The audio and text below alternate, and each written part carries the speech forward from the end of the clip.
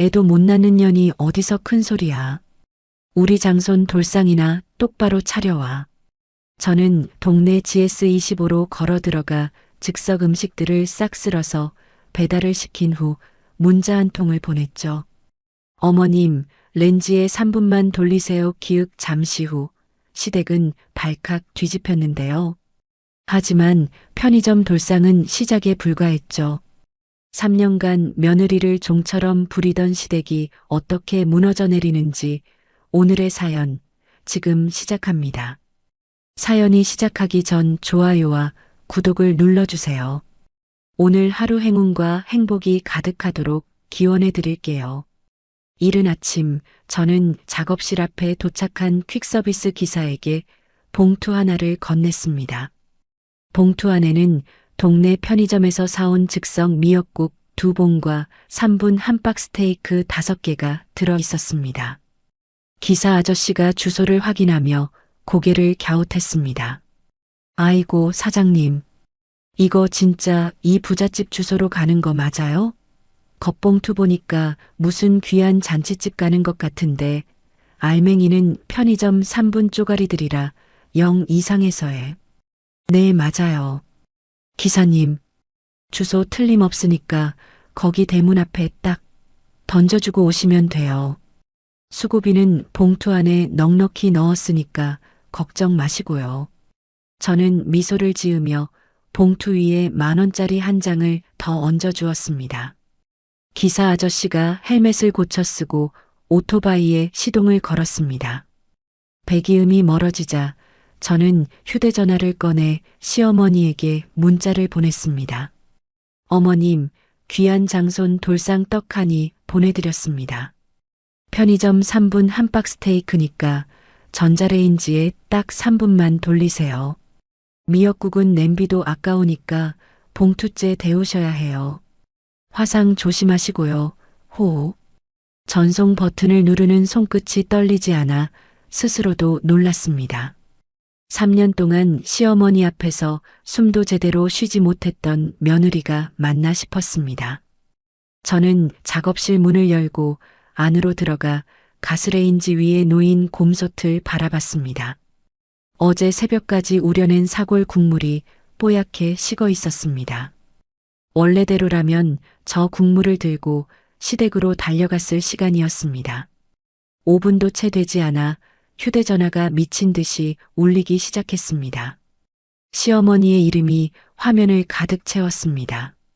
저는 화면을 잠시 내려다보다가 통화 거절 버튼을 눌렀습니다. 1번, 2번, 5번, 10번. 부재중 전화가 20통을 넘기자 저는 시어머니의 번호를 차단 목록에 올렸습니다. 손가락 끝에서 무언가가 톡하고 끊어지는 기분이 들었습니다. 저는 이지윤이라고 합니다. 나이는 34이고 작은 케이터링 업체를 운영하고 있습니다. 손님 한 분 한 분의 행사에 어울리는 도시락과 잔치상을 차려드리는 일이 제 직업입니다. 주방 칼을 잡으면 손끝이 야무지다는 말을 자주 들었습니다. 성격은 꼼꼼하고 다정한 편이라 한번 인연을 맺은 손님은 단골이 되는 경우가 많았습니다. 저는 사람에게 진심을 다하면 그 진심이 언젠가 돌아온다고 믿으며 살아왔습니다. 그 믿음이 깨지기 전까지는 그랬습니다. 어린 시절 저희 부모님은 작은 분식집을 하시며 동생 둘을 키우셨습니다. 새벽에 나가 밤늦게 들어오시는 부모님 대신 저는 어린 동생들의 밥을 챙겼습니다. 계란말이를 처음 성공한 날 막내 동생이 눈을 동그랗게 뜨고 말했습니다. 우와, 언니, 이거 진짜 언니가 다 만든 거야? 파는 것보다 더 맛있어. 그럼 우리 막내 주려고 언니가 새벽부터 지지고 볶았지. 어때? 기가 막히지? 응. 엄마가 해주는 것보다 100배 1000배 맛있어. 우리 언니 최고야. 그 말 한마디에 저는 평생 부엌을 떠나지 않기로 마음먹었습니다. 누군가 제 음식을 먹고 환하게 웃는 모습이 그렇게 좋을 수가 없었습니다. 박민호를 처음 만난 건 5년 전 봄이었습니다. 어느 중견 기업의 창립 기념 행사에 도시락을 납품하러 갔던 날이었습니다. 승합차에서 무거운 보온 가방을 내리다가 끈이 끊어져 음식이 와르르 쏟아질 뻔했습니다. 지나가던 양복 차림의 남자가 달려와 가방을 받쳐들었습니다. 아이고, 이런 무거운 걸 조그만 여자분이 혼자 낑낑대고 계셨습니까? 다치면 어쩌려고요? 어디까지 가는 겁니까? 제가 들어드릴게요. 아휴, 3층 대회의실인데 너무 무거워서요.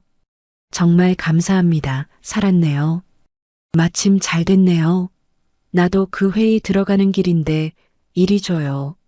내가 번쩍 들고 갈 테니까 조심해서 따라오세요.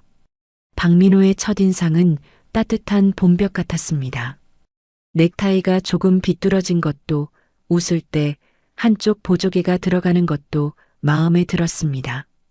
박민호는 다음 날 저희 가게로 전화를 걸어 도시락 1개를 주문했습니다. 그 다음 날에도 또 그 다음 날에도 박민호는 같은 도시락을 주문했습니다. 한 달이 지났을 무렵 박민호가 도시락 봉투에 작은 쪽지를 넣어 돌려보냈습니다. 이지윤 사장님 손맛에 단단히 반했습니다. 오늘 저녁에 저랑 밥 한번 꼭 같이 먹어주십시오. 거절은 절대 안 받습니다. 저는 그 쪽지를 앞치마 주머니에 넣고 하루 종일 손으로 만지작거렸습니다. 연애를 시작하고 박민호는 한결같이 다정했습니다. 제가 식중독으로 응급실에 실려갔던 날, 박민호는 밤새 제 손을 잡고 울먹였습니다. 아이고 지윤아, 너 잘못되는 줄 알고 내 심장이 다 떨어지는 줄 알았어. 내가 너 평생 공주님처럼 모실게. 내 예쁜 손에 물 한 방울, 아니 흙먼지 하나 안 묻히게 해줄게. 푸훗, 오버하지 마.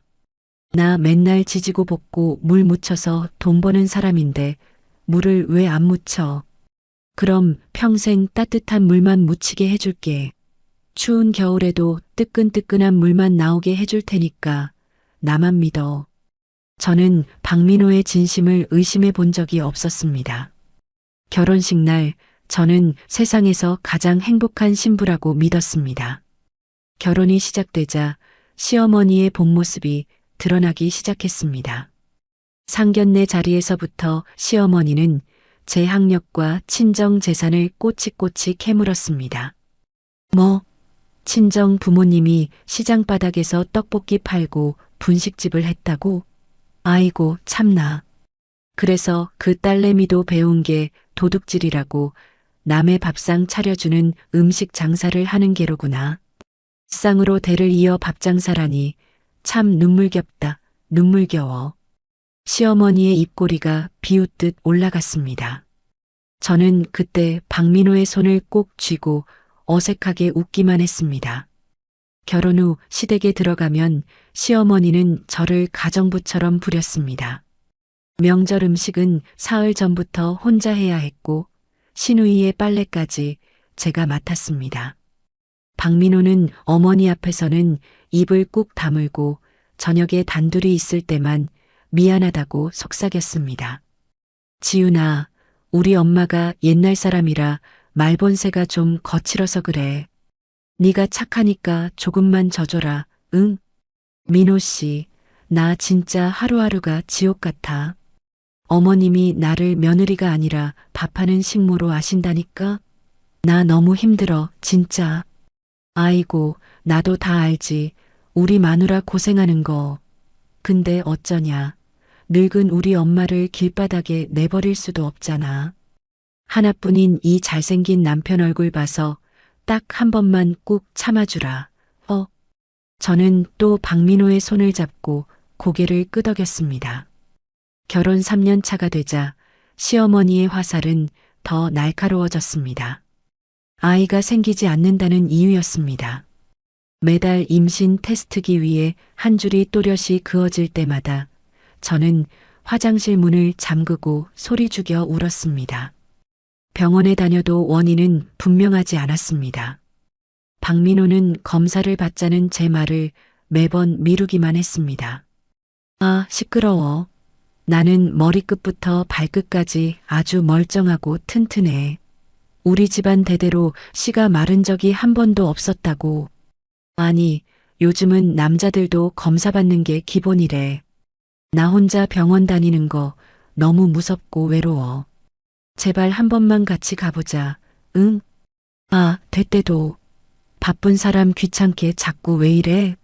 정 불안하면 문제 있는 당신이나 병원 가서 주사라도 한 대 더 맞고 오든가 해. 박민호의 말투가 점점 차가워졌습니다.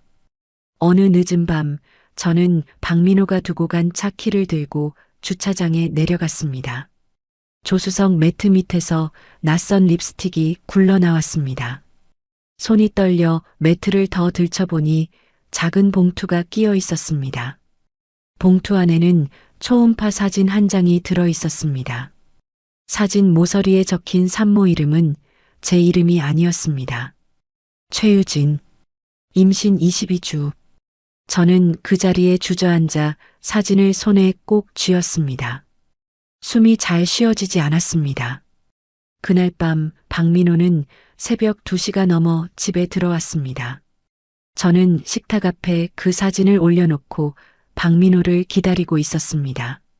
박민호의 얼굴이 잠시 굳더니 곧 뻔뻔한 표정으로 바뀌었습니다.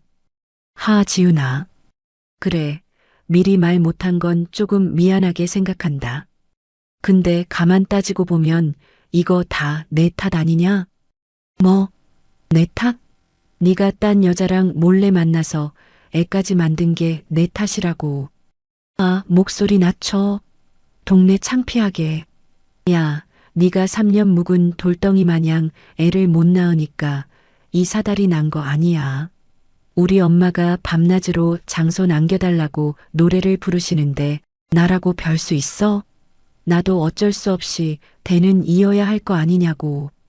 박민호의 입에서 나온 말이 칼날처럼 가슴을 쑤셨습니다.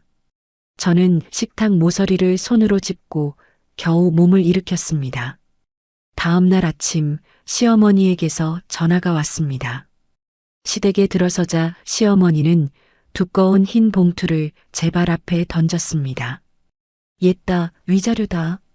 봉투 두둑하게 넣었으니까 잔말 말고 오늘 당장 이혼 서류에 도장 찍고 나가 떨어져라.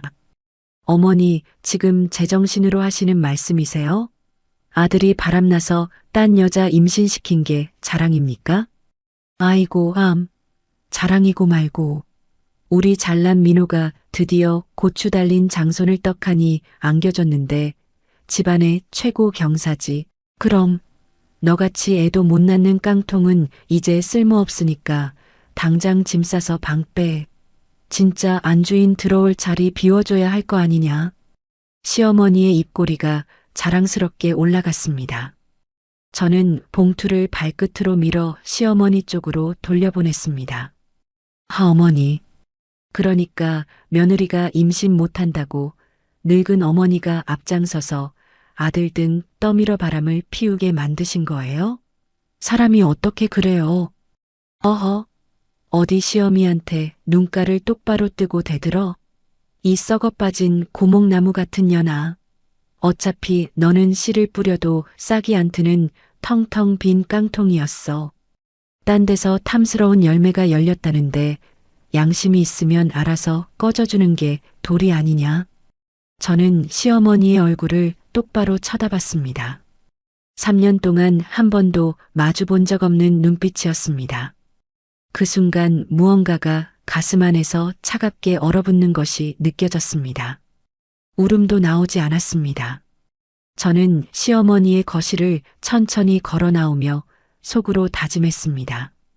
곱게 물러나지 않겠다고, 한 사람도 빠짐없이 대가를 치르게 하겠다고 말입니다. 집으로 돌아오는 길, 시어머니에게서 다시 문자가 왔습니다. 다음 주에 손주 돌상을 차릴 테니 며느리 손으로 음식을 준비하라는 내용이었습니다. 화면을 바라보던 제 입가에 차가운 웃음이 번졌습니다. 저는 답장 대신 동네 편의점 위치를 검색했습니다. 편의점 돌상 사건이 터진 그날 오후 작업실 문이 거칠게 열렸습니다. 시어머니가 머리에 핀을 꽂은 채로 헐레벌떡 들어왔습니다. 그 뒤로 박민호가 고개를 푹 숙이고 따라 들어왔습니다. 이지훈, 너 미쳤어. 그게 사람이 할 짓이야. 시어머니가 작업대 위에 놓인 도마를 손바닥으로 내리쳤습니다. 도마 위에 가지런히 놓여있던 대파가 우수수 떨어졌습니다. 어머니, 여기는 제 일터예요. 손님이 오시면 어쩌시려고요. 손님이 문제야. 친척들 다 모인 자리에서 내 얼굴이 어떻게 됐는지 알아. 그 친척분들이 모이신 자리가 어떤 자리였는데요. 저는 떨어진 대파를 주워 쓰레기통에 넣으며 천천히 물었습니다. 시어머니가 입술을 달싹이다가 박민호를 돌아봤습니다. 박민호가 그제야 고개를 들고 저를 노려봤습니다. 지훈아, 너 진짜 너무한 거 알지? 유진이가 얼마나 울었는지 알아? 민호야, 지금 그 여자 걱정하러 여기 온 거야. 네가 애를 못 낳아서 생긴 일이잖아. 그런데 왜 유진이까지 모욕해? 우리 엄마는 또 뭐고? 박민호의 입에서 나오는 말이 어제 들은 말과 똑같았습니다. 저는 행주를 작업대에 천천히 내려놓고 박민호의 얼굴을 바라봤습니다. 5년 전 도시락 가방을 받쳐 들어주던 그 남자가 맞나 싶었습니다. 민호야, 너 그 말 한 번만 더 해봐. 왜? 사실이잖아. 너 병원에서도 원인 모른다고 했잖아. 검사 안 받은 사람은 너야. 끝까지 안 받았잖아. 박민호가 말문이 막힌 듯 입을 다물었습니다. 시어머니가 박민호의 팔을 잡아당기며 끼어들었습니다. 민호야, 저런 년이랑 말 섞지 마라. 가자. 변호사 통해서 다시 보자. 시어머니가 박민호를 끌고 작업실을 나갔습니다. 문이 쾅 닫히는 소리에 진열장 위에 유리병들이 달그락거렸습니다. 저는 작업대 모서리를 두 손으로 짚고 한참을 서 있었습니다. 숨을 크게 들이마셨다 내쉬었습니다. 울지 않았습니다. 그날 저녁 모르는 번호로 문자 한 통이 왔습니다. 사진이 먼저 떴습니다. 배가 부른 여자가 거울 앞에서 미소 짓고 있는 사진이었습니다. 사진 옆에 짧은 글이 따라왔습니다. 언니, 안녕하세요. 최유진이에요. 저는 화면을 끄지 않고 그 자리에 서서 다음 문자를 기다렸습니다. 5분쯤 지나자 또 다른 문자가 도착했습니다. 언니가 양심이 있으면 늙기 전에 놔주세요. 아이한테 아빠는 필요하잖아요. 손가락이 잠시 떨렸습니다. 저는 답장을 하지 않고 사진과 문자를 그대로 캡처해 두었습니다. 시간과 발신 번호가 또렷이 찍힌 화면을 따로 폴더에 저장했습니다. 밤이 깊어가도 잠은 오지 않았습니다. 새벽 1시쯤 친정 어머니에게서 전화가 왔습니다. 어머니의 목소리가 잔뜩 잠겨 있었습니다. 지훈아, 너 거기 무슨 일 있는 거니? 사돈댁에서 방금 전화가 왔는데. 엄마, 무슨 전화? 내 시어머니가 네가 성녀라서 자기 아들 인생 망쳤다고. 우리 집안 핏줄 자체가 글러먹었다고. 어머니의 목소리가 끝까지 이어지지 않았습니다. 전화기 너머에서 컥 하는 소리가 들리더니 곧 아버지의 다급한 목소리가 받았습니다. 지훈아, 엄마가 갑자기 가슴을 쥐고 쓰러졌다. 지금 구급차 부른다. 아빠, 어느 병원이야? 나 지금 갈게.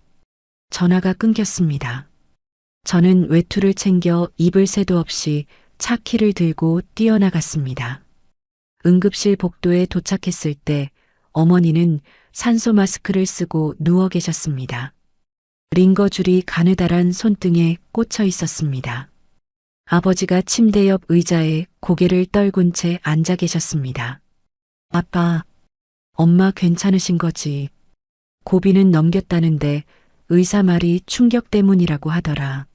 저는 어머니의 손을 가만히 잡았습니다. 거칠고 굽은 손가락이 가늘게 떨렸습니다. 한평생 분식집에서 야채를 다듬으시던 손이었습니다. 저는 그 손을 두 손으로 감싸 쥐고 입술을 깨물었습니다. 엄마, 미안해. 내가 미안해. 어머니가 산소 마스크 안에서 작게 고개를 저으셨습니다. 저는 어머니의 굽은 손등에 이마를 가만히 갖다 댔습니다. 복도의 형광등 불빛이 너무 환해서 눈이 시렸습니다. 그날 새벽 저는 병원 복도 의자에 앉아 한 가지를 다짐했습니다. 어머니를 이 자리에 눕게 한 자들을 한 명도 빠짐없이 무너뜨리겠다고 말입니다. 집으로 돌아오자마자 저는 책상 앞에 앉았습니다. 노트북을 열고 박민호와 함께 쓰던 가족계좌 내역부터 불러왔습니다.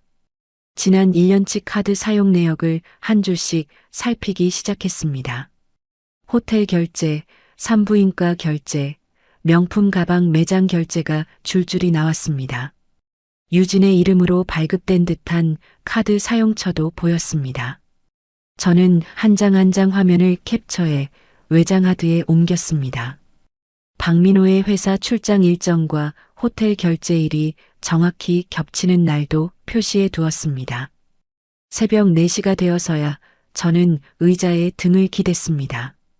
다음 날 아침 단골 손님 한 분에게서 전화가 왔습니다. 다음 주 환갑잔치 케이터링을 취소하겠다는 내용이었습니다. 사장님, 정말 죄송한데요. 저희 시어머니 친구분이 사장님 이야기를 하시면서 어떤 이야기를 하셨을까요? 그게 사장님이 집안에 문제가 좀 있으셔서 이런 시기에 잔치 음식을 맡기면 부정 탄다고요. 저도 황당해서요. 아, 그러셨군요. 어머님 친구분 성함이 혹시 어떻게 되시나요? 그게 박 여사님이라고 하시던데요. 저는 수화기를 잠시 내려놓고 천장을 올려다봤습니다. 시어머니의 이름이 박 여사였습니다. 그 주에만 케이터링 예약이 3건이 취소됐습니다. 저는 취소된 것마다 통화 녹음을 켜고 발신자의 이야기를 끝까지 들었습니다. 시어머니가 어디까지 손을 뻗었는지 똑똑히 기록해 두었습니다. 저녁 무렵 박민호의 차 블랙박스 영상이 떠올랐습니다.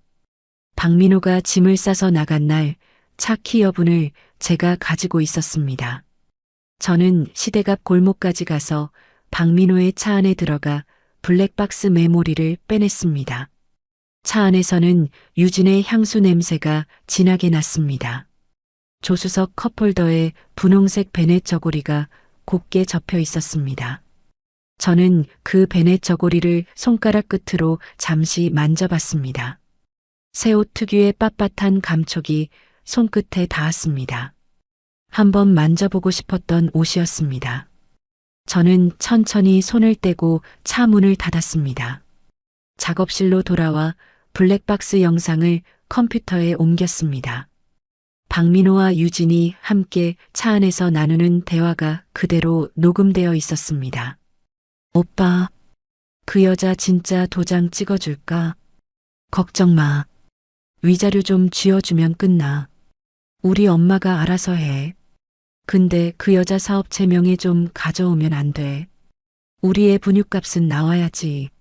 내가 알아서 한다니까. 너는 몸이나 잘 챙겨.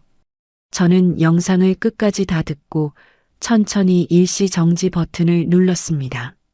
화면 속 박민호의 얼굴이 멈춰 있었습니다.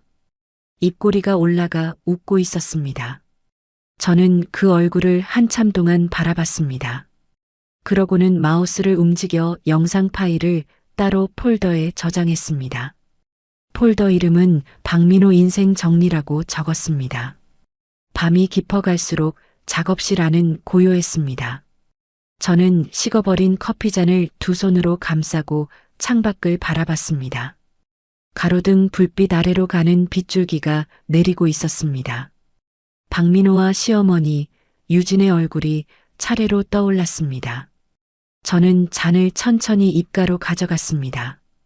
입술이 닿은 잔 가장자리가 차갑게 느껴졌습니다. 작업실 문에 매달린 종이 짤랑 울렸습니다. 하얀 트렌치 코트를 입은 여자가 또각또각 굽소리를 내며 들어왔습니다. 신우이 박지수였습니다. 유학을 갔다는 소식만 들었는데 어느새 돌아와 있었습니다. 올케, 오랜만이네. 지수씨, 언제 들어왔어? 지난주에. 오빠 사정이 영 말이 아니라고 해서 급하게 들어왔지. 박지수가 작업대 위에 손가락을 가만히 올려놓고 흙바닥 보듯 작업실을 둘러봤습니다. 박지수의 입꼬리가 한쪽만 올라가 있었습니다. 옳게 솔직히 말해서 이쯤이면 좀 깔끔하게 물러나 줘야 하지 않아? 무슨 말이야? 유진 언니가 임신해서 얼마나 힘든데. 오빠 인생도 생각해줘야지. 명색이 한때 가족이었는데. 박지수가 가방에서 휴대전화를 꺼내 화면을 제 쪽으로 돌렸습니다. 유진과 박지수가 함께 카페에서 찍은 사진이 떠 있었습니다. 유진의 배가 봉긋했고 박지수가 그 배를 다정하게 만지고 있었습니다. 지수 씨, 그 여자가 누구 인생 망친 여자인 줄 알고 그래. 옳게 말 좀 곱게 해. 우리 조카 엄마야. 조카? 응. 우리 집안 장손 엄마. 인정할 건 인정하자. 저는 도마 위에 놓인 식칼을 잠시 내려다봤습니다. 손이 살짝 움찔했지만 그대로 행주를 들어 도마 위를 닦았습니다. 박지수가 그런 제 손짓을 보더니 피식 웃었습니다. 옳게 그 인스타 계정 좀 정리해. 사람들이 다 보고 있어. 불임 며느리가 남편 못 놓아준다고 난리도 아니야. 내 인스타에 무슨 글이 올라왔는데. 몰라. 댓글이 좀 무섭더라고. 나도 좀 달았어. 사실대로. 박지수가 가방을 다시 어깨에 메고 입꼬리를 올렸습니다.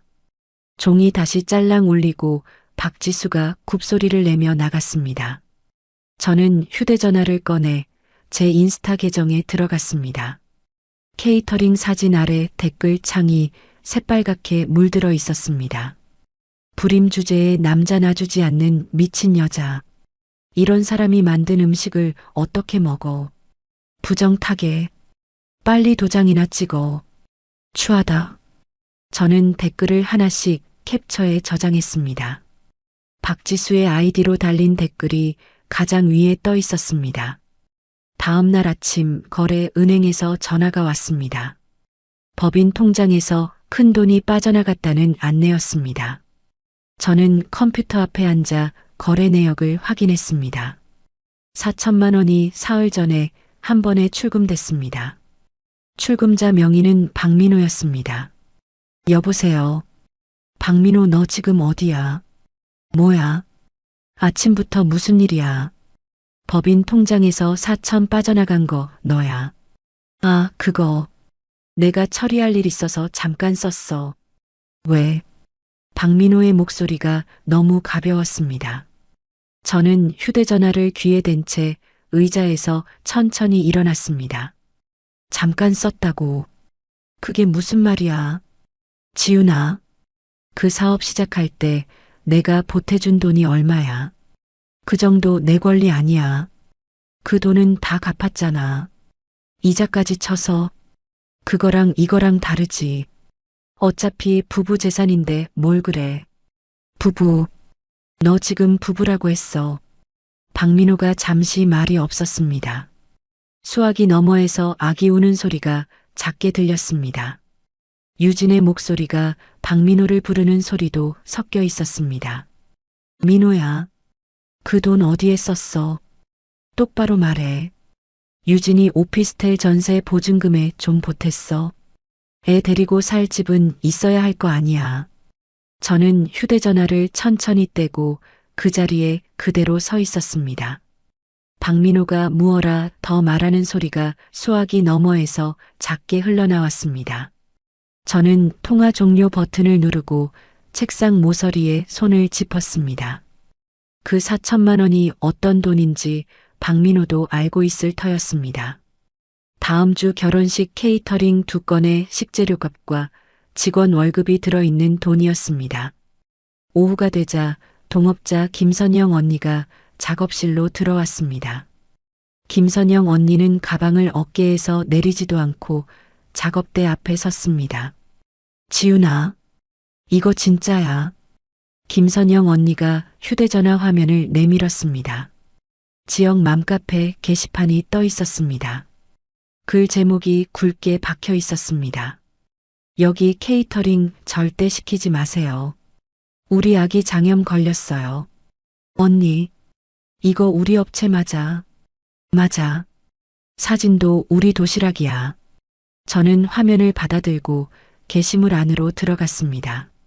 사진 속 도시락 안에 푸르스름한 곰팡이가 핀밥이 담겨 있었습니다. 용기 모양은 우리 업체 것이 분명했지만 음식은 본 적이 없는 것이었습니다.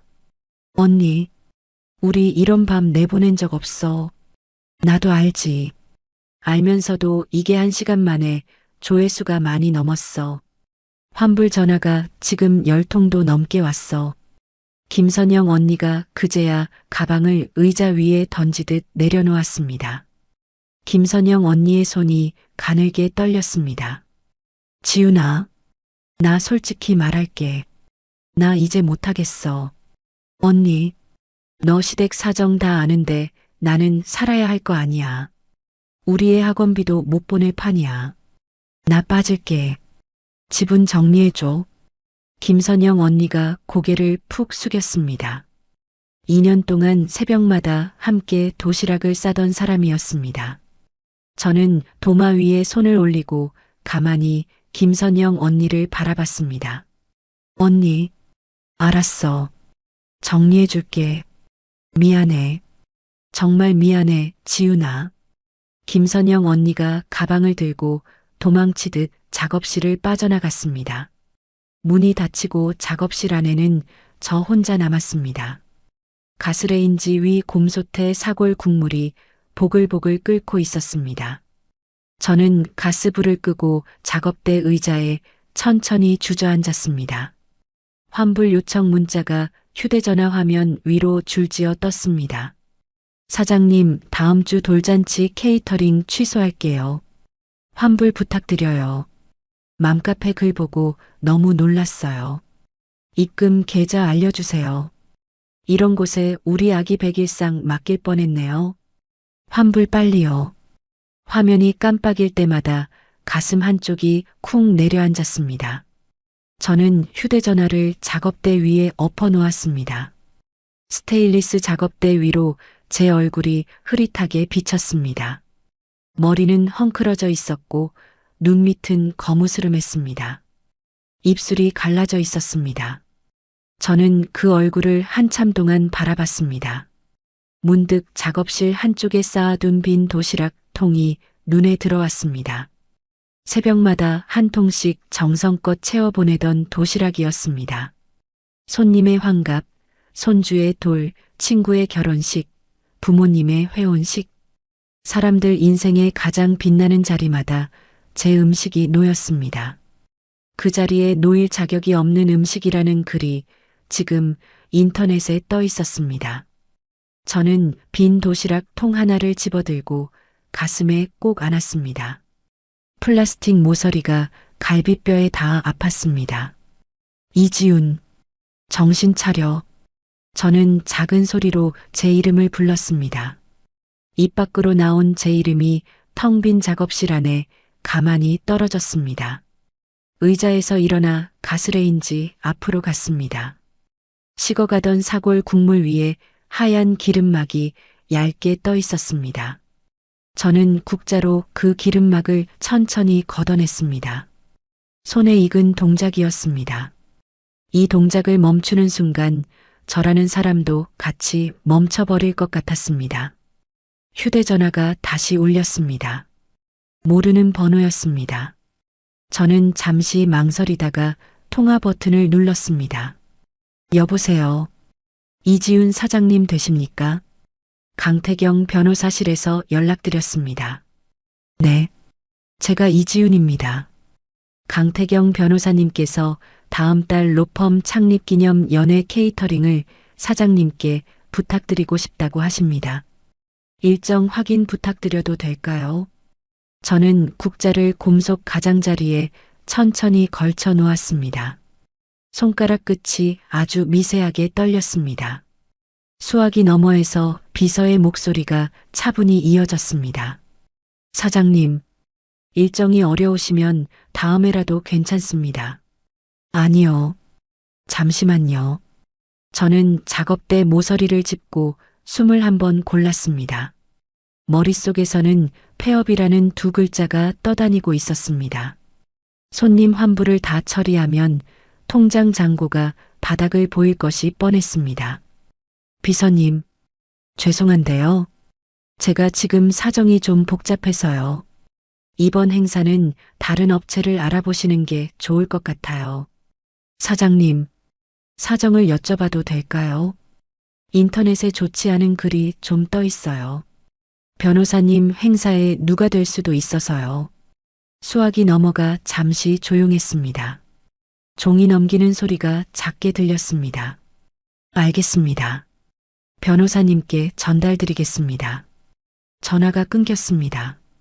저는 휴대전화를 작업대 위에 내려놓고 잠시 천장을 올려다봤습니다. 5년 동안 한 번도 일을 거절해 본 적이 없었습니다. 명절 새벽에도 친정아버지 생신날에도 저는 늘 일을 받았습니다. 오늘 처음으로 손님을 돌려보냈습니다. 그 사실이 가슴 한쪽을 차갑게 누르고 있었습니다. 2시간쯤 지났을 무렵 작업실 앞이 시끄러워졌습니다. 시어머니의 새된 목소리가 유리문 너머로 또렷이 들려왔습니다. 이지훈 나와. 나오라고.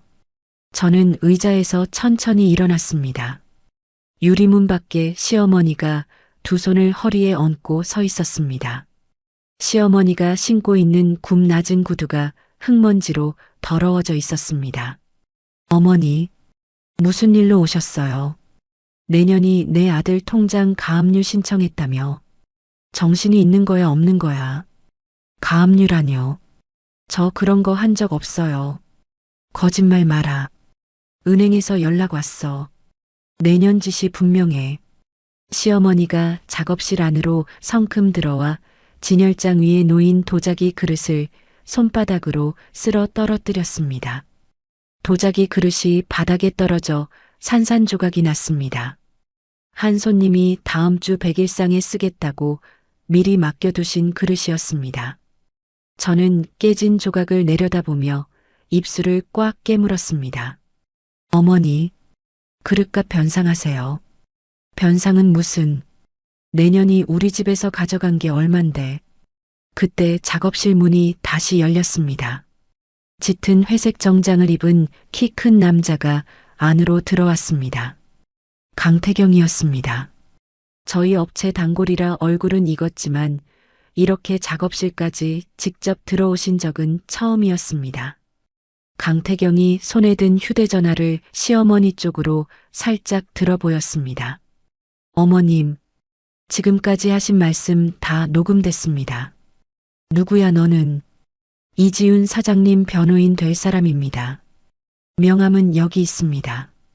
강태경이 명함을 시어머니 손에 쥐어주었습니다. 시어머니가 명함을 들여다보더니 입꼬리가 잠시 흔들렸습니다. 명함에 박힌 로펌 이름이 시어머니 입에서도 들어본 이름이었나 봅니다. 영업방해, 재물손괴, 명예훼손. 어머님, 오늘 행동만으로 3가지 죄목이 됩니다. 지금 나가시면 1가지로 줄여드리겠습니다. 뭐라고? 가십시오. 시간 끄시면 그릇값에 영업 손해까지 청구합니다. 강태경의 말투는 낮고 평탄했습니다. 시어머니가 명함을 손에 꽉 쥐고 저를 돌아봤습니다. 이지훈, 너 두고 보자. 시어머니가 굽소리를 내며 나갔습니다. 유리문이 닫히고 종이 한참 동안 짤랑거렸습니다. 저는 깨진 도자기 조각 앞에 무릎을 꿇고 앉아 큰 조각부터 주워 모으기 시작했습니다. 손이 자꾸 떨려서 조각이 다시 떨어졌습니다. 사장님, 손 다칩니다. 그건 두세요. 강태경이 옆에 한쪽 무릎을 굽히고 앉았습니다. 강태경의 양복 바지에 흙먼지가 묻는 것이 보였습니다. 변호사님, 옷 더러워져요. 세탁소에 맡기면 됩니다. 사장님은요? 네. 사장님은요? 강태경이 다시 물었습니다. 저는 손에 든 조각을 빈 그릇에 내려놓고 그 자리에 그대로 앉아 있었습니다. 어깨가 한번 들썩였습니다. 그러고는 2번, 3번 멈출 수가 없었습니다. 변호사님, 저 어떡해요? 천천히 말씀해 주세요. 저 진짜 열심히 살았어요. 새벽 5시에 일어나서 시장 가고 저녁 11시까지 도시락 싸고 아이만 생기면 다 좋아질 줄 알았어요. 그런데 저는 2 손으로 얼굴을 가렸습니다. 3년 동안 한 번도 입 밖에 내지 않은 말들이 입에서 쏟아져 나왔습니다. 시어머니가 명절마다 친척들 앞에서 며느리 자궁을 들먹이던 이야기, 박민호가 검사를 끝까지 거부하던 이야기, 응급실에 누워 계신 친정어머니 이야기까지 다 쏟아냈습니다. 강태경은 한 번도 끊지 않고 끝까지 들었습니다. 사장님, 다 들었습니다. 네. 억울하면 법으로 부숴버리시면 됩니다. 그건 제가 도와드리겠습니다. 강태경이 손수건을 꺼내 작업대 위에 올려놓았습니다. 하얀 손수건에 작은 글자가 수놓아져 있었습니다. 저는 손수건을 천천히 집어 눈가에 댔습니다. 변호사님, 동정에서 이러시는 거 아니에요. 동정 아닙니다. 그럼요. 사장님 도시락은 제가 변호사 일 시작하고 가장 많이 먹은 음식입니다. 그 음식 만드는 분이 무너지면 저도 손해입니다. 저는 손수건을 쥐고 짧게 웃었습니다. 3일 만에 처음 웃은 웃음이었습니다. 다음 날부터 강태경의 사무실에서 직원 1명이 매일 작업실로 나왔습니다. 이름은 한지영이라고 했습니다. 한지영이 가져온 노트북에는 맘카페 게시물의 작성자 정보를 추적한 자료가 들어 있었습니다. 사장님, 이 게시물 올린 아이디 추적했습니다. 접속한 와이파이 주소가 박민호 씨 명의 오피스텔이에요.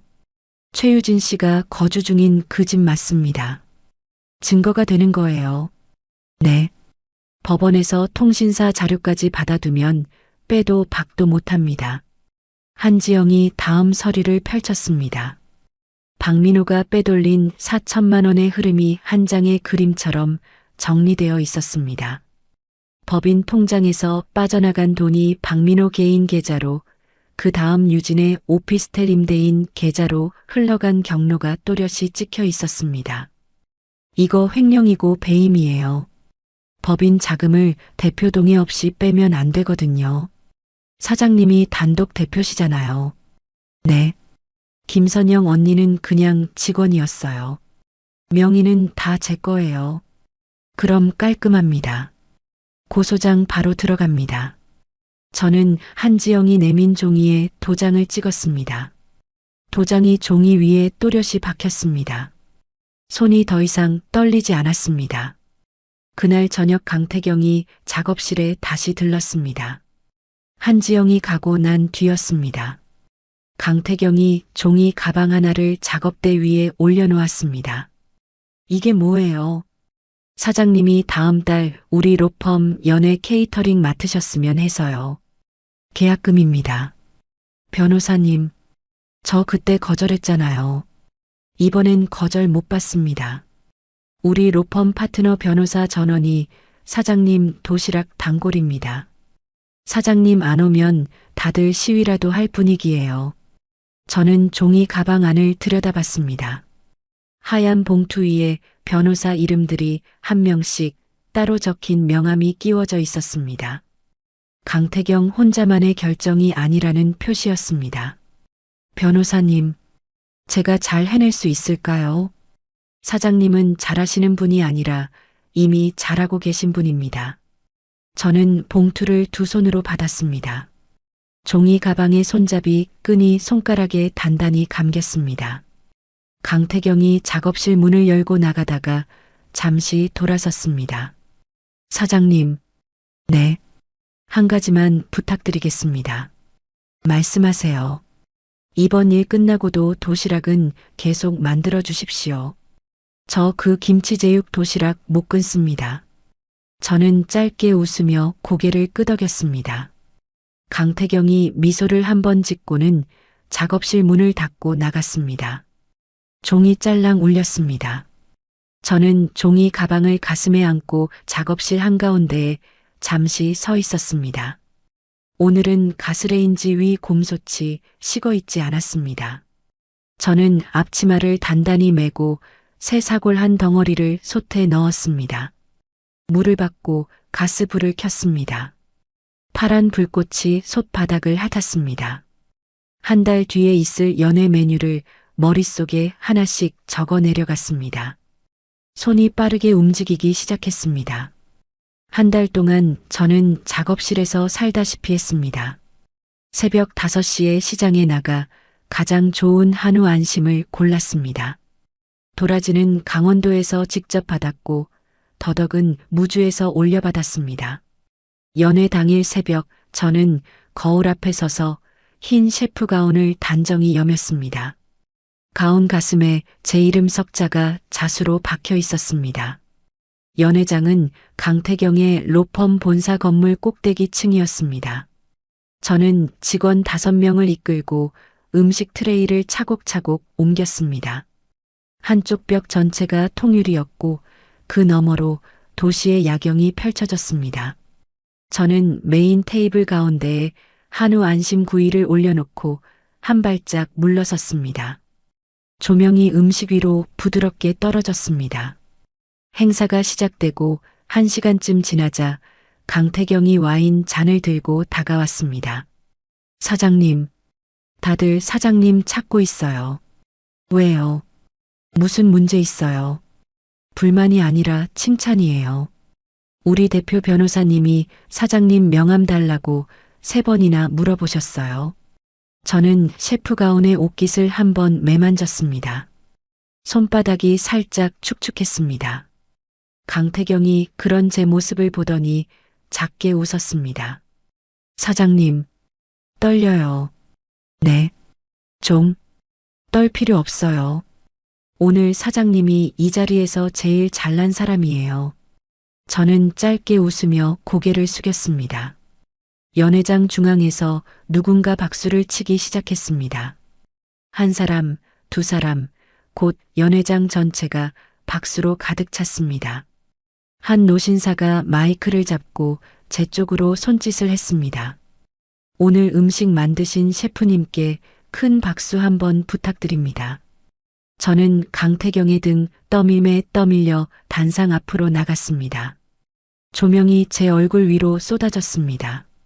5년 동안 새벽마다 도시락을 싸오신 손님들의 얼굴이 한꺼번에 떠올랐습니다. 저는 마이크 앞에서 천천히 고개를 숙였습니다. 감사합니다.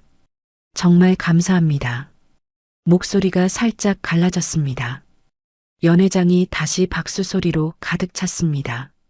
저는 단상에서 내려와 주방 뒷문 쪽으로 걸어갔습니다. 강태경이 따라 나와 종이컵에 생수를 따라 건넸습니다. 사장님, 잘하셨어요. 변호사님, 저 오늘 살아있는 사람 같아요. 저는 종이컵을 2손으로 받쳐들고 생수를 한 모금 마셨습니다. 차가운 물이 목구멍을 타고 내려가는 감각이 또렷이 느껴졌습니다. 오랜만이었습니다. 연애 다음 주 시어머니가 친척 50명을 불러 호텔 연회장에서 손주 돌잔치를 연다는 소식이 들어왔습니다. 박지수가 자기 인스타에 호텔 이름과 날짜를 자랑스럽게 올려놓은 덕분이었습니다. 저는 한지영과 함께 그 날짜에 맞춰 일정을 짰습니다. 강태경이 마지막 점검을 위해 작업실에 들렀습니다. 사장님, 진짜 들어가시려고요. 안 들어가고도 서류만 보낼 수 있어요. 아니요. 제 손으로 끝낼 거예요. 위험할 수도 있어요. 어머님 흥분하셔도 돼요. 친척분들 다 보시는 자리에서 흥분하셔야 더 좋아요. 강태경이 잠시 저를 바라보더니 고개를 끄덕였습니다. 알겠어요. 입구에 우리 직원 2명 배치하겠어요. 무슨 일 있으면 바로 들어옵니다. 네. 사장님. 네.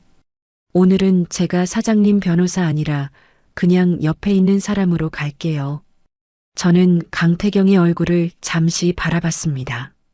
강태경이 시선을 피하지 않았습니다.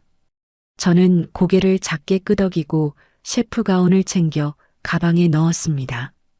돌잔치 당일 저는 출장 케이터링 업체 직원 복장으로 호텔 연회장에 들어갔습니다. 머리에는 작은 위생 모자를 쓰고 마스크로 얼굴을 가렸습니다. 원래 그날 호텔과 계약한 케이터링 업체 사장님께 미리 양해를 구해둔 자리였습니다. 연회장 한쪽 벽에 큼지막한 사진 액자가 걸려 있었습니다. 박민호와 유진이 아기를 가운데 두고 환하게 웃고 있는 사진이었습니다. 저는 그 사진 앞을 천천히 지나갔습니다. 가슴 한쪽이 잠시 따끔했지만 손은 멈추지 않았습니다. 친척들이 자리에 앉기 시작했습니다. 시어머니가 한복을 차려입고 입구에서 손님을 맞이했습니다. 박지수가 그 옆에 서서 친척들에게 아기 사진을 자랑하고 있었습니다. 박민호와 유진은 단상 위 메인 테이블에 나란히 앉아 있었습니다. 유진이 박민호의 팔에 손을 살짝 얹고 있었습니다. 사회자가 마이크를 잡았습니다. 이제 우리 장손의 돌잡이를 시작하겠습니다. 어머님, 아버님 단상 위로 올라와 주세요. 박민호와 유진이 아기를 안고 단상 가운데로 걸어갔습니다. 돌상 위에 붓, 실, 청진기, 돈, 마이크 같은 물건들이 놓여 있었습니다. 저는 그 돌상 옆으로 천천히 다가갔습니다. 손에는 큰 서류 봉투가 들려 있었습니다. 사회자가 저를 보고 잠시 멈칫했습니다. 저 직원분 잠시만요. 지금은 저는 마스크를 천천히 벗었습니다. 연회장이 일순간 조용해졌습니다. 시어머니의 얼굴이 새파랗게 질리는 것이 멀리서도 보였습니다.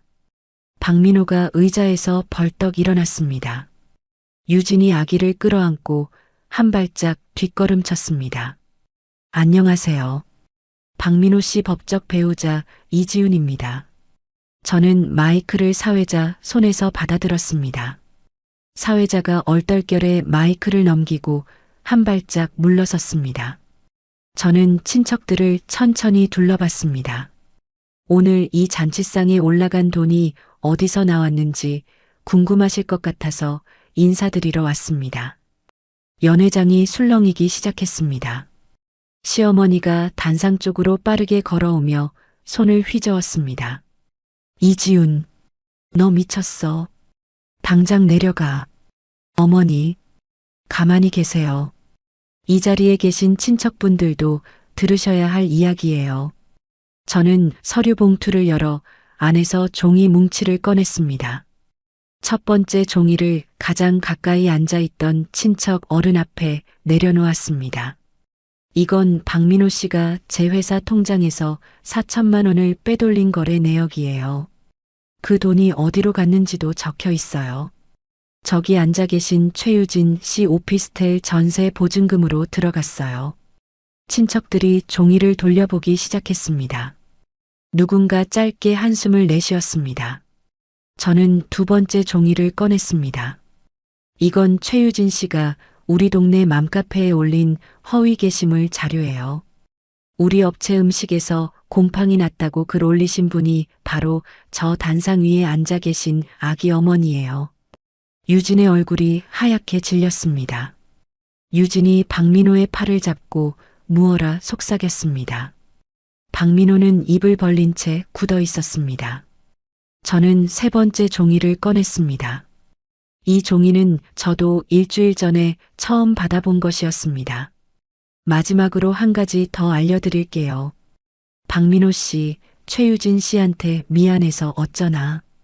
저는 박민호 쪽으로 마이크를 들어 보였습니다. 민호야, 너 작년 가을부터 강남에서 만나던 그 여자 누구야? 박민호의 얼굴이 시어머니보다 더 하얘졌습니다.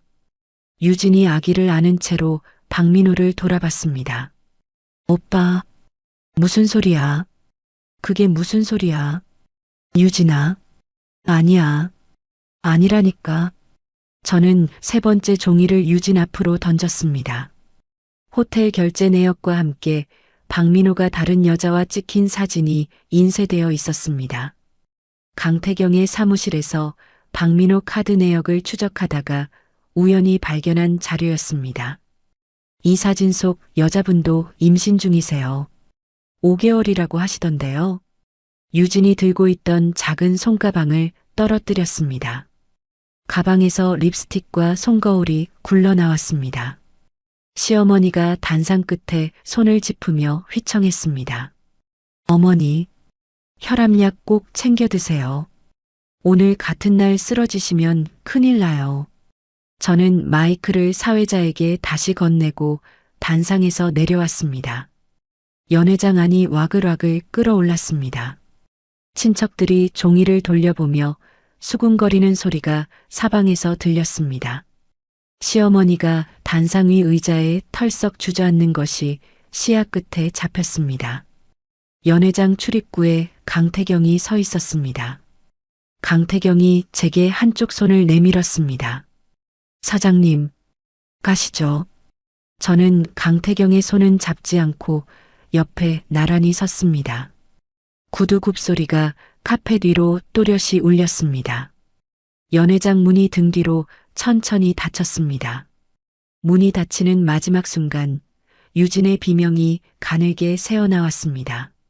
저는 그 소리를 한 귀로 흘려보내며 엘리베이터 쪽으로 걸어갔습니다. 5년 만에 처음으로 발걸음이 가벼웠습니다. 돌잔치 다음 날 아침 저는 평소보다 2시간 늦게 일어났습니다. 오랜만에 깊은 잠이 들었던 모양입니다. 커튼을 열자 햇볕이 거실 바닥까지 길게 들어왔습니다. 저는 따뜻한 물에 레몬 한 조각을 넣어 마시며 천천히 아침을 준비했습니다. 휴대전화가 짧게 울렸습니다. 한지영의 문자였습니다. 사장님, 어제 잔치 영상 친척 한 분이 가족 단톡방에 올리셨대요. 박민호 씨 형이 보내주셨어요. 저는 영상을 한번 열어봤다가 다시 닫았습니다. 제가 단상 위에 서 있는 모습이 화면에 잡혀 있었습니다. 어제의 제가 마치 다른 사람처럼 낯설게 보였습니다. 작업실로 출근하는 길에 휴대전화가 또 울렸습니다. 이번에는 한지영이 직접 전화를 걸어왔습니다. 사장님, 지금 작업실 쪽으로 가고 계세요. 네, 거의 다 왔어요. 왜요? 지금 멈추세요. 작업실 앞에 경찰이 와 있어요. 저는 골목 끝에서 차를 세웠습니다. 작업실 유리문이 깨져 있는 것이 멀리서도 보였습니다. 부서진 유리 조각이 길바닥까지 흩어져 있었습니다. 저는 떨리는 다리로 작업실 안에 들어섰습니다. 경찰관 2명이 메모지를 들고 서 있었습니다. 작업실 안은 한마디로 폐허였습니다. 스테인리스 작업대가 비스듬히 넘어져 있었고 가스레인지 위 곰솥이 바닥에 굴러 있었습니다. 값비싼 오븐문이 떨어져 나가 매달려 있었습니다. 냉장고 옆구리가 둔기에 맞아 푹 패어 있었습니다. 사장님 되십니까? 네. 제가 이지윤입니다. 새벽 2시쯤 침입한 흔적이에요. 옆 가게 사장님이 출근하시다가 신고하셨습니다. 저는 작업실 안쪽 사무 공간으로 천천히 걸어 들어갔습니다. 계약서가 들어있던 작은 금고의 문이 활짝 열려 있었습니다. 종이들이 바닥에 어지럽게 흩어져 있었습니다. 컴퓨터 본체는 누군가 부숴놓은 듯 옆판이 완전히 떨어져 있었습니다. 하드디스크 자리가 비어 있었습니다. 사장님, 지피는 사람 있으세요? 있어요. 저는 그 자리에 한참 동안 서 있었습니다. 주말에 잡혀 있는 큰 결혼식 케이터링이 머릿속을 빠르게 스쳤습니다. 새 신부 어머님이 한 달 전부터 메뉴를 같이 짜셨던 행사였습니다. 오븐도 냉장고도 다 부서진 상태로 그 행사를 치를 방법이 없었습니다. 계약 위약금은 한 달 매출보다 컸습니다. 휴대전화가 또 울렸습니다. 이번에는 모르는 번호였습니다. 받지 않으려다가 손이 먼저 통화 버튼을 눌렀습니다. 이지윤 사장님 휴대전화 맞으시죠? 일요신문 기자입니다. 네. 오늘 아침 인터넷에 도는 글에 대해 입장 들어보려고 연락드렸습니다. 최유진 씨가 본인 SNS에 올린 글 보셨습니까? 무슨 글이요? 확인해 보시고 다시 연락드리겠습니다. 전화가 끊겼습니다. 저는 휴대전화 검색창에 유진의 이름을 쳐보았습니다. 실시간 검색어에 유진의 이름이 떠 있었습니다. 저는 가장 위에 뜬 기사를 눌렀습니다. 기사 위에 유진이 올린 SNS 글이 그대로 캡처되어 있었습니다. 유진이 한쪽 팔뚝에 길게 난 상처 사진을 함께 올려놓았습니다. 불임으로 한이 맺힌 본처가 제 아이를 죽이겠다고 협박해요. 어제는 돌잔치까지 찾아와서 친척들 앞에서 저를 모욕했습니다. 어젯밤에는 우리 집 앞까지 찾아와서 칼을 들고 저를 위협했어요. 제발 저희 모자 좀 살려주세요. 기사 댓글 창이 새빨갛게 물들어 있었습니다. 진짜 무서운 여자네. 아이 가진 사람한테 칼을 들이대. 불임이라도 사람이 저러면 안 되지. 본처 신상 좀 까주세요. 저는 휴대전화를 손에 쥔 채 작업실 바닥에 그대로 주저앉았습니다. 어제까지만 해도 가벼웠던 발걸음이 갑자기 천근 같았습니다. 한지영이 작업실로 달려왔습니다. 한지영의 손에 노트북 가방이 들려 있었습니다. 사장님, 정신 차리세요. 이게 저들이 노리던 거예요. 한 변호사님, 저 진짜 갈 때까지 갔어요. 작업실은 망가지고 여론은 저렇고 주말 행사는 어떻게 해야 할지 모르겠어요. 사장님, 제가 진짜 핏줄 있는 사람들을 못 이기는 건가 봐요. 저쪽은 아기 하나 안고 저렇게 동정받는데 저는 칼 들이댄 미친 여자가 됐어요. 저는 두 손으로 얼굴을 가렸습니다. 어제 단상 위에서 친척들 앞에 종이를 던지던 제 모습이 멀게 느껴졌습니다. 어제와 오늘 사이에 무엇이 그렇게 달라진 건지 알 수가 없었습니다. 작업실 문에 매달린 종이 한 번 울렸습니다. 강태경이 안으로 들어왔습니다. 출근길 정장 차림이 아니라 청바지에 회색 니트를 입은 모습이었습니다. 주말 휴일에 전화를 받고 곧장 달려온 듯 했습니다. 사장님, 어디 다친 데 없어요. 없어요. 강태경이 작업실 안을 한 바퀴 둘러봤습니다. 부서진 오븐 앞에 잠시 서서 손바닥으로 옆판을 살짝 만져봤습니다. 사장님, 일어서요. 변호사님, 일어서서 저 좀 봐요. 저는 천천히 자리에서 일어났습니다. 강태경이 제 어깨를 가만히 잡았습니다. 강태경의 손에서 따뜻한 온기가 옷 너머로 전해졌습니다. 사장님, 저쪽은 지금 무덤을 판 거예요. 무덤이요. 네. 어제 친척들 앞에서 그렇게 망신을 당하고도 정신을 못 차린 거예요. 부서진 오븐, 자작극 사진, 칼 들었다는 거짓말. 이거 다 증거예요. 사장님이 모은 증거가 아니라 저쪽이 사장님한테 가져다 바친 증거예요. 저는 강태경의 눈을 가만히 바라봤습니다. 강태경의 눈동자가 흔들리지 않았습니다. 변호사님, 그래도 작업실은 다 부서졌어요. 주말 행사는요? 행사는 우리 로펌 지하 주방 빌려드릴게요. 어차피 안 쓰는 공간이에요.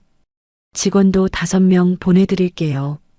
왜 거기까지 해주세요? 제가 단골이라 그래요. 김치제육 도시락 안 끊어진다고 했잖아요.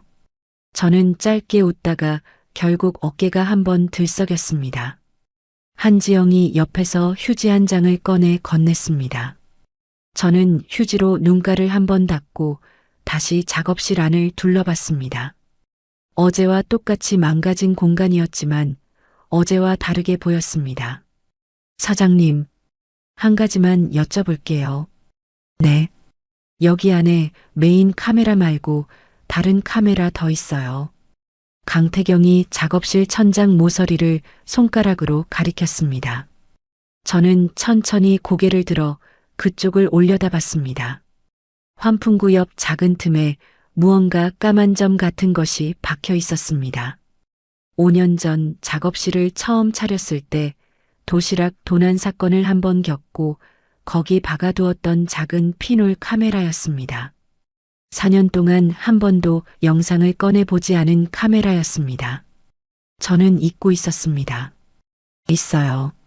저쪽 환풍구 옆에요. 강태경의 입꼬리가 천천히 올라갔습니다. 사장님, 사다리 어디 있어요? 저는 작업실 구석으로 걸어가 접이식 사다리를 꺼냈습니다. 한지영이 사다리를 펴서 환풍구 아래에 단단히 세워주었습니다. 강태경이 신발을 벗고 사다리 위에 천천히 올라갔습니다. 저는 사다리 아래에서 두 손으로 사다리 다리를 잡았습니다. 손바닥에 알루미늄의 차가운 감촉이 닿았습니다. 작업실 바깥에서 경찰차 무전 소리가 작게 들렸습니다. 강태경이 사다리 위에서 피놀 카메라를 조심스레 떼어냈습니다. 어른 새끼 손톱만 한 크기였습니다. 강태경이 카메라를 손바닥에 올린 채 사다리에서 내려왔습니다. 사장님, 이거 메모리 카드 살아있을까요? 모르겠어요. 4년 동안 한 번도 안 꺼내봤어요. 한지영이 노트북을 작업대 위에 펼치고 카메라에서 메모리 카드를 빼냈습니다. 손가락 끝으로 카드를 살살 닦더니 노트북 옆구리에 꽂았습니다. 화면이 잠시 깜빡이다가 영상 파일 목록을 띄웠습니다. 가장 최근 날짜의 영상이 새벽 2시 18분에 시작되어 있었습니다. 있어요. 사장님, 살아있어요. 저는 한지영 옆으로 다가가 화면을 들여다봤습니다. 영상이 재생되자 어두운 작업실 안이 비쳤습니다. 누군가 깨진 유리문 사이로 천천히 들어왔습니다. 모자를 푹 눌러쓰고 마스크까지 한 모습이었습니다. 그 사람이 모자를 잠깐 위로 올리며 작업실 안을 한번 둘러봤습니다. 영상 속에 박민호의 얼굴이 또렷이 잡혔습니다. 저는 짧게 숨을 들이마셨습니다. 박민호가 손에 든 쇠파이프로 오븐을 내리치는 장면이 이어졌습니다. 박민호는 누군가에게 화풀이 하듯 미친 사람처럼 작업대를 두들겼습니다. 중간중간 무어라 욕설을 내뱉는 소리도 들렸습니다. 이지훈, 너 이지훈. 박민호가 부서진 작업대 위에 침을 뱉고는 사무공간 안쪽으로 들어갔습니다. 잠시 후 컴퓨터 하드디스크를 손에 들고 다시 나왔습니다. 박민호는 깨진 유리문 사이로 사라졌습니다. 영상은 그렇게 끝났습니다. 한지영이 노트북에서 메모리 카드를 빼고 작은 비닐봉투에 담았습니다. 사장님, 이거 바로 경찰서로 가져가요. 강 변호사님이 같이 가주세요. 네. 갑시다, 사장님. 저는 코트를 챙겨 입고 경찰관에게 다가갔습니다. 경찰관에게 메모리 카드를 건네고 작업실 입구 옆에 서서 강태경을 기다렸습니다. 강태경이 한지영에게 무어라 짧게 지시한 뒤 저에게 다가왔습니다. 사장님, 차 어디 세웠어요? 골목 끝에요. 강 변호사님 차로 가요. 저 운전 못할 것 같아요. 강태경이 고개를 끄덕이고 차 키를 꺼냈습니다. 저는 작업실을 한 번 더 돌아본 뒤 강태경을 따라 걸어 나왔습니다. 5월의 아침 햇살이 깨진 유리 조각 위에 반짝이고 있었습니다. 경찰서에서 진술을 마치고 나오는 길에 한지영의 전화가 왔습니다. 사장님, 우리 로펌에서 방금 공식 보도자료 냈어요. 유진 씨 과거 사기 전과 두 건이랑 맘카페 IP 조작 자료 같이 풀었어요. 1시간이면 기사 다 뒤집힐 거예요. 유진이 사기 전과가 있었어요. 네. 다른 남자 2명한테 임신했다고 합의금 받아낸 기록이 있어요. 강 변호사님이 일주일 전에 확보해 두셨대요. 저는 휴대전화를 귀에 댄 채 강태경을 돌아봤습니다. 강태경이 운전대를 잡은 채 앞만 보고 있었습니다. 강 변호사님, 그거 왜 진작 안 풀었어요? 필요할 때 풀려고 아껴뒀어요. 어제 새벽에 작업실 부순 사람이 박민호 씨인 거 확인되면 그때 한꺼번에 풀려고요. 준비를 거기까지 해두셨네요. 제 일이니까요. 의뢰인이 한 번 더 다치는 거 보고 싶지 않아서요. 저는 시선을 다시 창밖으로 돌렸습니다. 거리 위로 사람들이 바쁘게 지나가고 있었습니다. 3일 전까지만 해도 저 사람들 가운데 누구든 인터넷에서 저를 욕하던 사람일 수 있었습니다. 1시간 뒤에는 그 사람들이 박민호와 유진을 욕하고 있을 터였습니다. 오후가 되자 인터넷 분위기가 완전히 뒤집혔습니다. 유진의 과거 사기 전과 기사 아래 댓글이 새로 채워지기 시작했습니다. 이 여자 상습범이네. 임신 가지고 장난친 게 한두 번이 아니야. 본처 진짜 불쌍하다. 사업까지 망가뜨리고 남편이라는 작자도 똑같은 놈. 저는 댓글을 끝까지 읽지 않고 휴대전화 화면을 껐습니다. 1시간 전까지 저를 향하던 칼날이 방향만 바꿔 다른 사람을 향했습니다. 저는 그 댓글들에 마음이 시원해지지 않았습니다. 잠시 가슴 한쪽이 서늘해졌을 뿐입니다. 저녁 무렵 박민호에게서 전화가 왔습니다. 저는 한참을 망설이다가 통화 버튼을 눌렀습니다. 여보세요. 지훈아. 지훈아 살려줘. 수화기 너머에서 박민호가 흐느꼈습니다. 민호야. 무슨 일이야? 경찰이 출석하래. 나 구속될 수도 있다고 하잖아. 너 고소 취하해줘. 한 번만. 민호야. 너 어제 새벽에 어디 갔다 왔어? 박민호의 흐느낌이 잠시 멈췄습니다. 무슨 소리야? 새벽 2시 18분에. 너 거기 갔잖아. 박민호가 입을 다물었습니다. 수화기 너머로 박민호의 거친 숨소리만 들렸습니다. 민호야. 지훈아. 내가 너 평생 너만 보고 살았어. 검사 받자고 했을 때 한 번만 같이 가줬으면 너 다른 여자한테서 애 가지지 말라고 한 번만 안아줬으면 나 평생 너 옆에서 도시락 싸고 살았을 거야. 지훈아. 미안해. 진짜 미안해. 한 번만 봐줘. 응. 저는 휴대전화를 귀에서 천천히 떼었습니다. 박민호의 목소리가 작게 흘러나왔습니다. 저는 통화 종료 버튼을 눌렀습니다. 손가락 끝에 미세한 떨림조차 없었습니다. 이틀 뒤 유진이 공항에서 붙잡혔다는 소식이 들어왔습니다. 박민호가 횡령과 재물손괴로 구속될 위기에 처하자 유진은 아기를 시댁에 두고 혼자 비행기를 타려고 했습니다. 지난 2차례의 사기 사건이 다시 수면 위로 올라오면서 출국 금지 명단에 이미 올라가 있던 상태였습니다. 한지영이 작업실 임시 공간으로 와서 그 소식을 전했습니다. 사장님, 유진 씨 캐리어 2개에 명품 가방이랑 옷만 잔뜩 챙겼대요. 아기 짐은 한 개도 없었대요. 아기는요? 시어머님 댁 거실에 두고 갔대요. 분유랑 기저귀만 한 박스 놓고요. 저는 천천히 의자에 앉았습니다. 한 번도 본 적 없는 아기의 얼굴이 잠시 머릿속에 떠올랐습니다. 울었을 그 작은 얼굴이 너무 또렷이 떠올라서 잠시 눈을 감았습니다. 한 변호사님, 아기는 어떻게 돼요? 시어머님이 일단 보호하시는 것 같아요. 친자 관계는 박민호 씨 쪽이 분명하니까요. 그렇겠죠. 저는 의자에서 일어나 임시 작업대 위에 놓인 도마 앞으로 갔습니다. 당근 한 개를 도마에 올리고 칼을 잡았습니다. 탁, 탁, 탁. 당근이 일정한 두께로 잘려나갔습니다. 손이 익숙한 동작을 반복하자 머리가 천천히 식었습니다. 한지영이 옆에 와서 도마 위 당근을 들여다봤습니다. 사장님, 정말 칼 잘 다루세요. 15년 잡았어요. 15년이요. 네.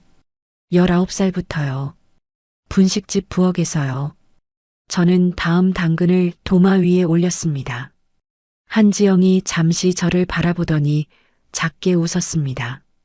사장님, 저 이런 거 처음 봤어요. 의뢰인이 이렇게 차분하게 음식하면서 진술하는 거요. 한 변호사님, 저는 음식 만들 때가 제일 저답거든요. 그러신 것 같아요. 저는 손을 멈추지 않고 당근을 계속 썰었습니다. 작업실 바깥에서는 박민호와 유진의 이름이 적힌 기사가 시간마다 새로 올라오고 있을 터였습니다. 이 안에서는 도마 위 칼소리만 일정하게 울렸습니다. 저는 그 소리가 좋았습니다. 저녁이 깊어갈 무렵 강태경이 임시 작업실에 들렀습니다.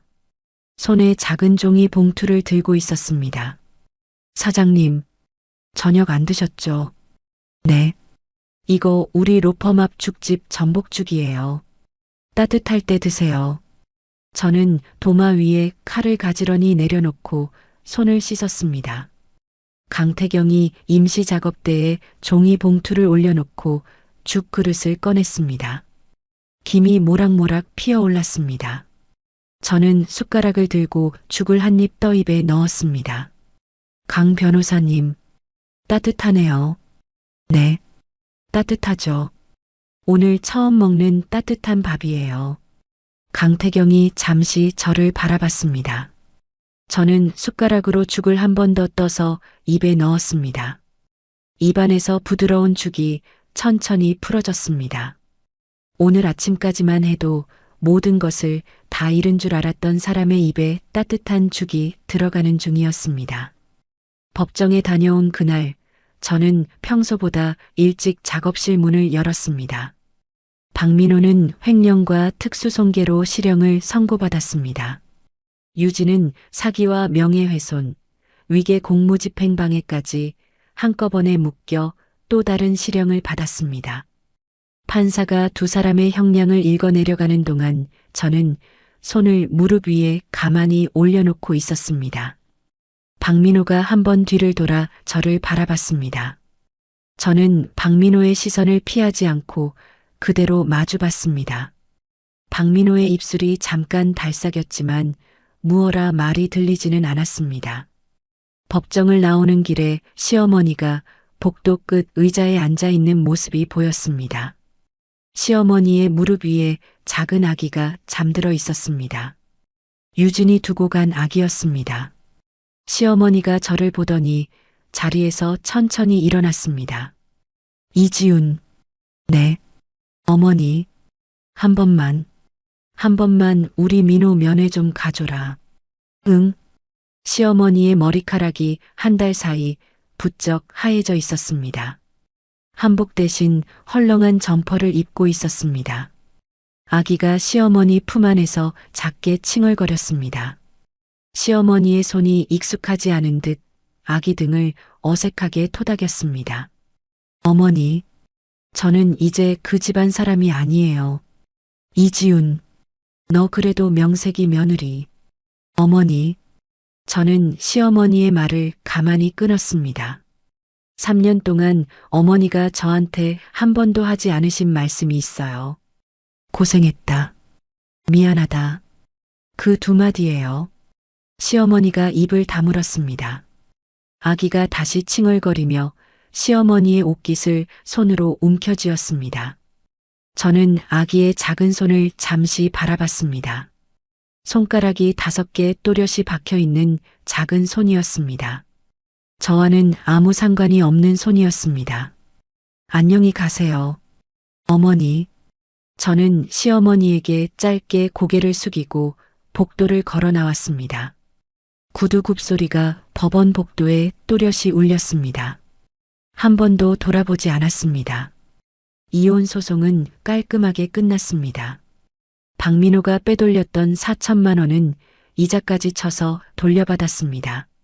신혼집 전세 보증금의 절반과 위자료도 받아냈습니다. 박지수가 결혼 선물로 시어머니에게서 받았던 다이아 반지까지 제가 받아낸 돈에 끼어 있었습니다. 한지영이 그 반지를 봉투에 담아 가져왔을 때 저는 가만히 웃었습니다. 한 변호사님, 이건 어머니께 돌려드릴까 봐요. 왜요? 사장님이 가지셔도 돼요. 제가 가지고 있으면 자꾸 생각날 것 같아요. 다 정리하고 싶어서요. 저는 반지를 박지수의 새 주소로 보냈습니다. 박지수에게서는 끝까지 답장이 없었습니다. 작업실을 옮기기로 결정한 건 그 무렵이었습니다. 부서진 작업실 자리에 그대로 있을 수가 없었습니다. 저는 강남 한복판에 2층짜리 작은 매장 자리를 계약했습니다. 1층은 도시락 판매장, 2층은 케이터링 주방으로 쓸 계획이었습니다. 이사 가는 날 저는 옛 작업실 한가운데에 잠시 서 있었습니다. 빈 공간에 햇빛만 들어와 있었습니다. 구석에 빈 곰솥 하나가 마지막으로 남아 있었습니다. 5년 동안 그 솥에서 우려낸 사골 국물이 셀 수 없이 많았습니다. 저는 솥을 두 손으로 들어 새 작업실 박스에 담았습니다. 다른 건 다 새로 사도 이 솥만큼은 가져가고 싶었습니다. 새 매장을 차리고 한 달이 지나자 직원이 5명에서 10명으로 늘었습니다. 도시락 주문이 하루 300개를 넘는 날도 생겼습니다. 저는 새벽 5시에 시장에 나가는 일을 그만두지 않았습니다. 주방 한가운데에는 5년 전부터 쓰던 그 곰솥이 자리를 잡고 있었습니다. 강태경이 매장에 들른 어느 저녁이었습니다. 저는 마지막 도시락을 포장한 뒤 앞치마를 풀었습니다. 강 변호사님, 저녁 안 드셨죠? 네. 여기서 한 끼 드시고 가실래요? 새로 짠 메뉴 시식 좀 해주세요. 저는 작은 테이블에 김치제육 한 접시와 콩나물국, 흰쌀밥을 차렸습니다.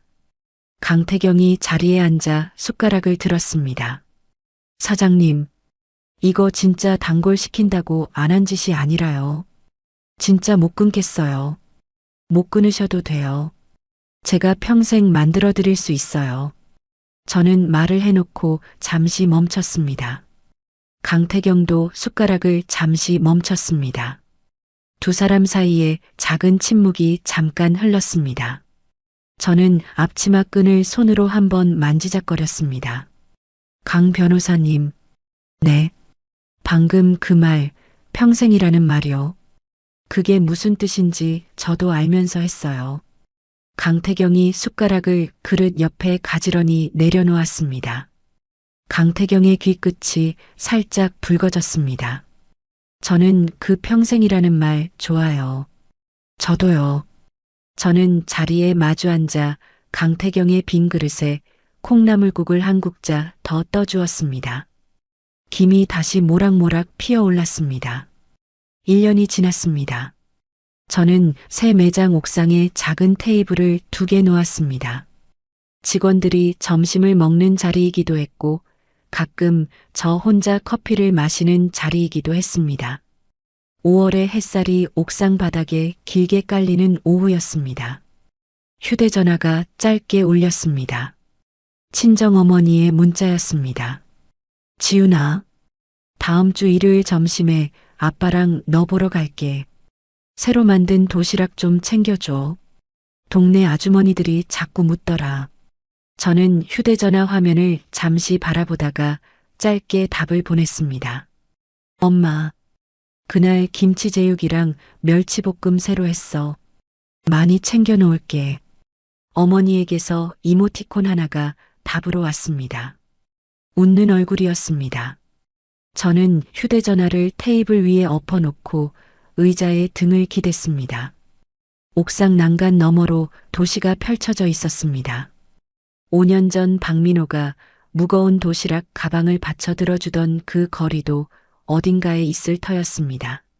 3년 동안 새벽마다 화장실 문을 잠그고 울던 그 신혼집도 어딘가에 있을 터였습니다.